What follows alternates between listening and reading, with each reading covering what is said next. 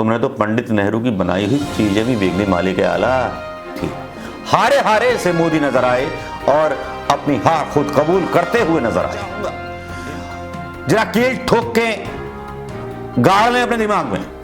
जिस टाइम भारत आजाद हुआ भारत के पास पैसे नहीं थे। नाम देने से पहले इंदिरा गांधी और नेहरू जी के पीछे छुपने से पहले जरा सोच लेते कि आप बोल क्या रहे हैं। आप जो बोल रहे हैं ऐसा लगता है एक अनपढ़ व्यक्ति पीएम जो है बोल रहा है। मणिशंकर अय्यर ने बोला था कि नीच है तो नीचता की हद पार करने में उन्हें कहां जाता है, वहां सामने आ जाता था। लोग बड़े इरिटेट हो जाते थे कि पैसा दे रहे हैं हम खबरों का और सुने प्रधानमंत्री मोदी को बढ़ापा आ गया हो। तो मैं आपको बता दूं कि उस टाइम पर सारे काम ठप हो चुके थे, मजदूरी जो थी छूट चुकी थी, रोज कमाने वाला रोज खाने वाला अगर घर नहीं आता तो क्या करता। आए थे कि महंगाई खत्म कर देंगे, भ्रष्टाचार खत्म कर देंगे। तो आपने क्या पकौड़े तल्ले थे अब तक? अगर कांग्रेस को ही दोष देना था तो कांग्रेस सरकार क्या बुरी थी?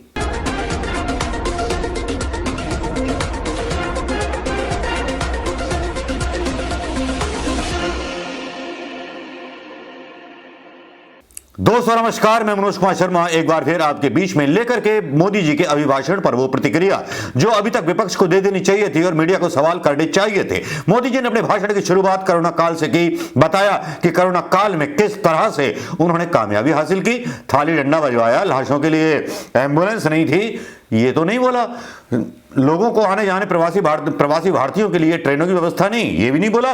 हाँ, कांग्रेस उनके दिमाग पर छाई रही। कांग्रेस के बारे में उन्होंने बोला कि साहब कि कांग्रेस जो थी षड्यंत्र रच रही थी कोरोना में, लोगों को बिना मतलब रेलवे के टिकट फ्री बांट रही थी घर जाने के लिए।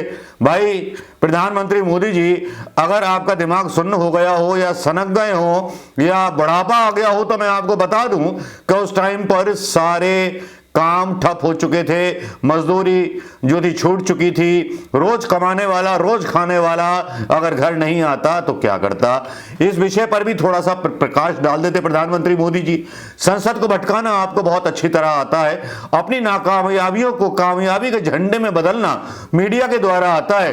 यह पहली बार देखा गया कि किसी प्रधानमंत्री का भाषण लोकसभा से प्राइवेट चैनलों पर भी चलाया जा रहा है, उनके प्रोग्राम रोक करके। जिस तरह से कभी कभी कांग्रेस की सरकारों में दूरदर्शन पर चल रहे समाचार या प्रोग्रामों को रोक करके दूरदर्शन पर समाचार या प्रधानमंत्री मोदी की जगह किसी और कांग्रेसी प्रधानमंत्री का चेहरा वहां सामने आ जाता था। लोग बड़े इरिटेट हो जाते थे कि पैसा दे रहे हैं हम खबरों का और सुने प्रधानमंत्री मोदी को, वो भी चुनाव चल रहे हैं 5 राज्यों में, उसके बाद जो है मतलब कान बहरे करके बैठा हुआ है चुनाव आयोग, जबकि प्रधानमंत्री खुद प्रचारक हैं बीजेपी के। तो इस प्रसारण की पहली बात तो अनुमति नहीं मिलनी चाहिए और जो दी जा रही है वो गलत तरीके से दी जा रही है। लेकिन चलिए बात करते हैं प्रधानमंत्री मोदी जी जब कोरोना के बारे में अपनी कामयाबी के किस्से गढ़ रहे थे। शायद मौतों के बारे में नहीं बता पाए, ऑक्सीजन के बारे में नहीं बता पाए, लेकिन प्रधानमंत्री मोदी जी मणिशंकर अय्यर ने बोला था कि नीच है तो नीचता की हद पार करने में उन्हें कहां जाता है। आज वो इंदिरा गांधी और अपने जो संबंध हैं अदानी अंबानी के साथ, उनको लेकर के इंदिरा गांधी और नेहरू जी पर निशाना बांधते हुए नजर आए। उन पर उन्होंने सीधे आरोप लगाए कि आपके ही कांग्रेस के लोग जो थे नेहरू जी पर और इंदिरा जी पर आरोप लगाते थे कि टाटा बिरला की सरकार है। वाह प्रधानमंत्री मोदी जी, क्या कोई कटिंग है अखबार की आपके पास? झूठ फैलाने से पहले आप जरा ये तो सोच लेते। ये प्रधानमंत्री का भाषण मैं यहां डाल रहा हूं, उसके बाद इसका विश्लेषण करूंगा। 60 से 80 के दशक में क्या नैरेटिव होता था?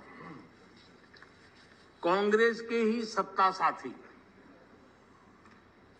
कांग्रेस के साथ रहकर के सुख भोगने वाले लोग, ये वही लोग पंडित नेहरू जी की सरकार को और श्रीमती इंदिरा गांधी जी की सरकार को क्या कहते थे?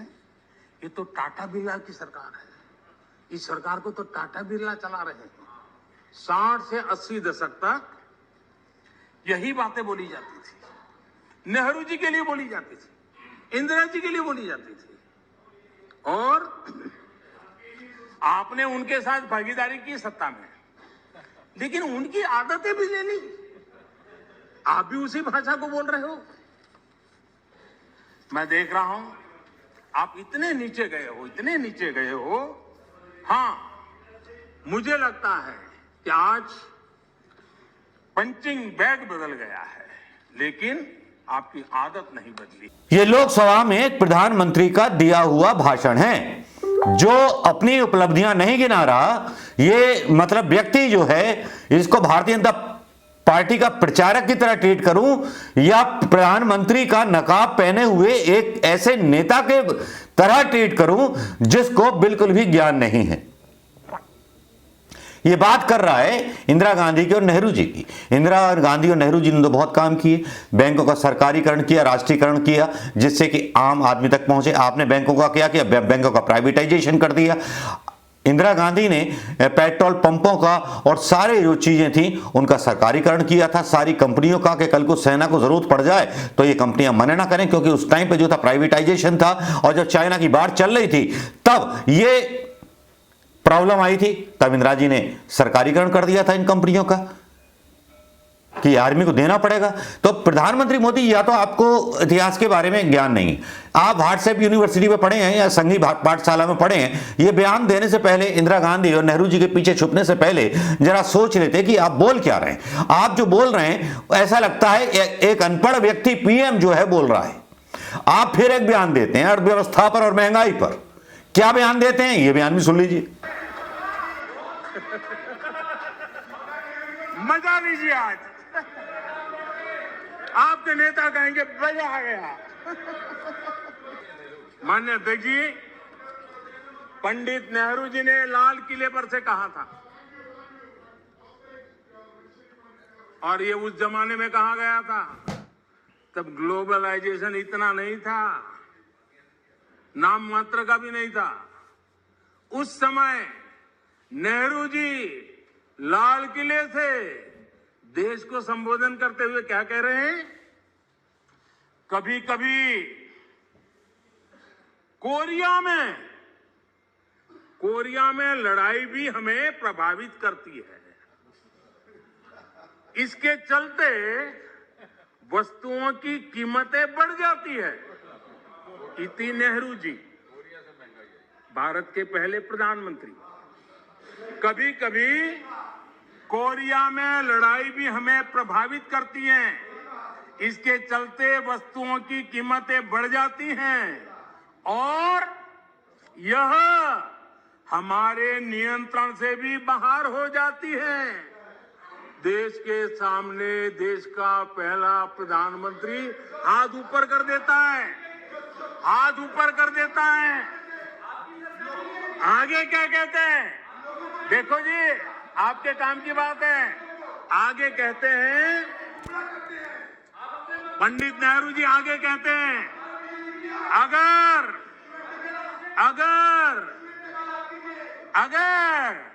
अमेरिका में भी कुछ हो जाता है तो इसका असर भी वस्तुओं की कीमत पर पड़ता है।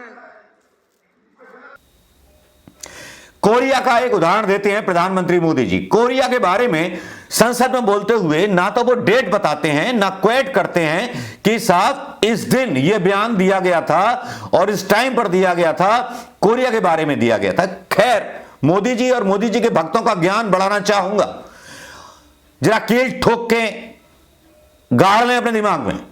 जिस टाइम भारत आजाद हुआ, भारत के पास पैसे नहीं थे, गेहूं भी विदेशों से आयात होता था और महंगाई उस जमाने में इतनी नहीं थी जितनी कि प्रधानमंत्री मोदी जी नेहरू जी का नाम ले रहे हैं और इंदिरा जी का नाम ले रहे हैं। मतलब कांग्रेस ही है। अपनी तो उपलब्धि गिनाओगे नहीं, क्योंकि बस तालियां बजानी सीखी है, नाटक करना सीखा है, मोरपंखी पहन करके घूमना सीखा है। जिस टाइम आप कोरिया का ये आरोप लगा रहे थे, उस टाइम पर पत्रकारों को जांच करनी चाहिए थी कि आपका आरोप कितना सच्चा है, कितना झूठा है। मुझे याद नहीं आता, मैंने रिसर्च की है कि कोरिया के बारे में कभी जिक्र पंडित नेहरू ने किया हो, लेकिन आप कोरी बेशर्मी के साथ संसद को बरगलाते हो और विपक्ष के नेता बोलते हैं तो उन्हें बोलने नहीं दिया जाता। मुझे आज भी याद है, जब वीपी नरसिंह राव भाषण करते थे, राजीव गांधी भाषण करते थे, तो बीच में अटल बिहारी वाजपेयी अपनी बात कहना चाहते थे तो उन्हें बोलने दिया जाता था। लेकिन विपक्ष के नेताओं को यहां नहीं बोलने दिया जाता। एक तरफा चुनाव प्रचार मोदी जी के जरिए चलाया जाता है। कोरोना में फेल हुए, बेरोजगारी में फेल हुए, डिफेंस सेक्टर में फेल हुए, डिफेंस सेक्टर की तारीफ करते हुए नजर आते हैं, लेकिन सेना की भर्ती नहीं निकली है, उस पर प्रधानमंत्री मोदी नहीं बोलेंगे। लेकिन यहां पर वो फिर से गिरते हुए नजर आए, झूठ बोल करके नेहरू जी के ऊपर महंगाई के बारे में। चलिए मान लिया नेहरू जी ने बयान दिया था, तब आपको इस सरकार जो दी गई, जिसमें आप आए थे कि महंगाई खत्म कर देंगे, भ्रष्टाचार खत्म कर देंगे, तो आपने क्या पकौड़े तल्ले थे अब तक? अगर कांग्रेस को ही दोष देना था तो कांग्रेस सरकार क्या बुरी थी? आपको भाई साहब दाढ़ी वाले आपको क्यों लेकर के आते? हद हो गई हर बात की, हर चीज की, कि अब कांग्रेस ही कांग्रेस आपको भूत की तरह नजर आती है। आप तो बेकार से प्रधानमंत्री और मतलब ऐसे खिसियाए हुए प्रधानमंत्री नजर आते हो जिनको अपनी चुनाव में हार का डर साफ दिखाई दे रहा है। इसलिए कांग्रेस ही कांग्रेस आपके आसपास दिखाई दे रही है।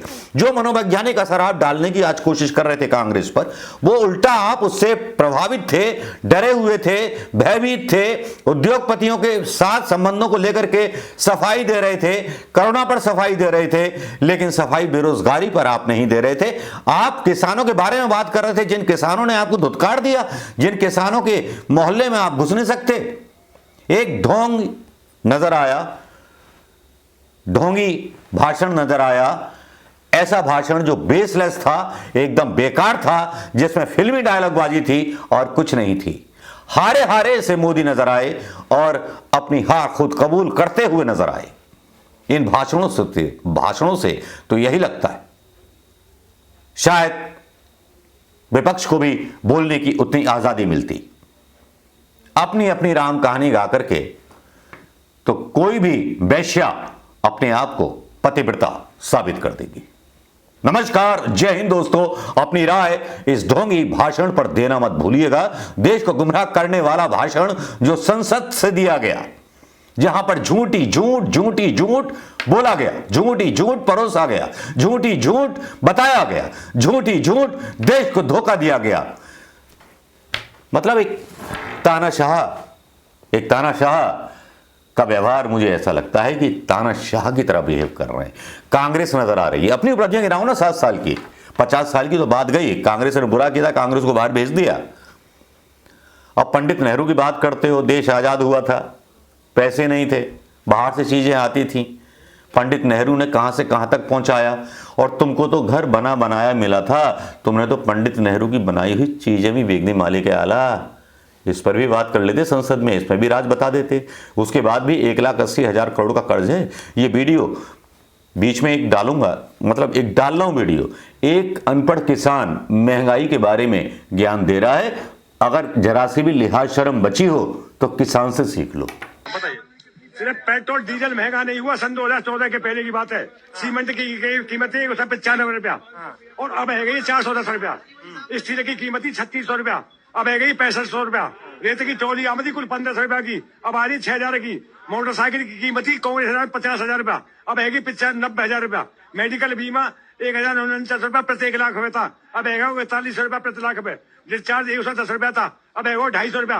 गैस सब्सिडी 250 रुपया आमदी, अब आ रही है 15 रुपया 14 पैसा। यातायात गोल्डन का चाना 100 रुपया में कटे तो अब कट रहा है 10,000 में। और 60 साल में अकेले देश का 55,000 करोड़ कर्ज था, अब है 1,80,000 करोड़। ड्राइवर लाइसेंस पहले बंदो 250 रुपया में, अब बंदो 55 रुपया में। घरेलू सना रिन्यू हो तो 1,000 रुपया में, अब है 6,000 रुपया में। और पहले गरीबी रेखा के नीचे 40 करोड़ थे, अब है 80 करोड़। रेलवे पहले फार्म में पहले 5 रुपया में सोमत है, अब टिकट है 50 रुपया की। पहले मिट्टी का तेल 20 रुपया लीटर, अब 60 रुपया लीटर, वो भी मिलता नहीं है। पहले पेट्रोल 65 रुपया लीटर, अब 95 रुपया लीटर। पहले डीजल 50 रुपया लीटर, अब 90 रुपया लीटर। पहले सीमेंट को कट्टा 400 रुपया को, अब है पहले सिलेंडर हो 400 रुपया को, अब है 950 रुपया को। पहले रिचार्ज हो तो 1 महीना को 30,000 को, अब रिचार्ज है 28। सुन लो दोस्तों, किसान के आंकड़े आपने सुन लिए होंगे, 2014 के भी और 2000 के भी। अंतर साफ नजर आता है। नमस्कार, जय हिंद दोस्तों। कैसा लगा ये वीडियो? कैसे लगे मोदी जी के झूठे भाषणों के वो जुमले जिनको सुनकर के आपका अगर मूड ऑफ ना हुआ हो तो कमेंट में जवाब दीजिएगा। नमस्कार, जय हिंद दोस्तों।